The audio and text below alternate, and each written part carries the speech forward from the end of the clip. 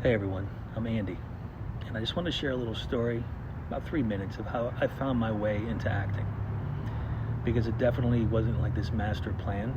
And basically, when I was a kid, my mom got me into anything creative she could find, like piano, plays, summer camps, you name it. And I even went to a clown and magic school camp.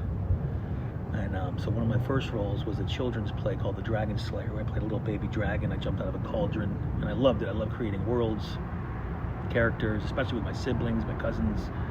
Back then, I never thought of it as a career. It just felt like play, like something you did because it makes you feel alive, you know?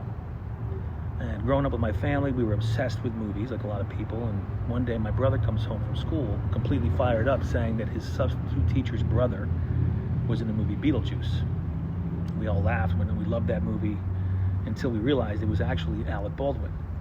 And to us, that felt like Hollywood came to Syracuse. Suddenly it wasn't like a million miles away. It was just connected, human, something that we loved, the movie. And years later, by a twist of fate, I ended up playing in a celebrity tennis match in Florida when I was like 14, and Alec was there. And our families got to talking. We realized we both had ties to Syracuse, and our families became friends. And that was the first moment as a young kid I remember thinking, maybe the world's not so off limits. Maybe this dream, this path is possible for someone like me. You know, cut to, I ended up going to Villanova University, got cast in West Side Story and a few other plays. It's a whole nother story, good one. And that's when acting stopped being just fun and started feeling like a calling. After college, I moved to New York, and my brother was working for Alec at the time, and I got my first extra gig on a real movie set.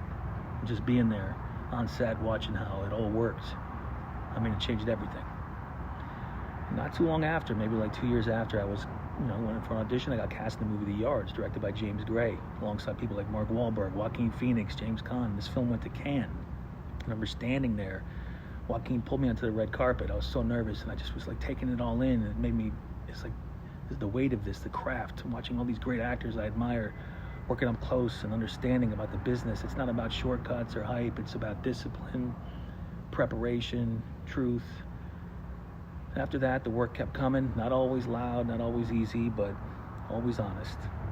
I moved between independent films, studio sets, television, theater, auditions, just to learn how story operates. I worked on The Sopranos, shared space with actors I grew up watching. I crossed paths with people like Al Pacino. I mean, it's moments like that that make you really recalibrate your standards. Each experience taught me something different: patience, restraint, when to listen, when to trust your instincts always. Some doors opened, some didn't, but over time I realized this journey was never about just chasing momentum. It was about building a body of work that I could stand behind, one choice at a time. And that's really what this path has been for me.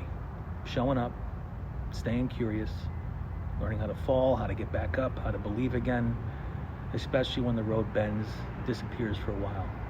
And if you're still watching this, maybe you're on your own version of that road.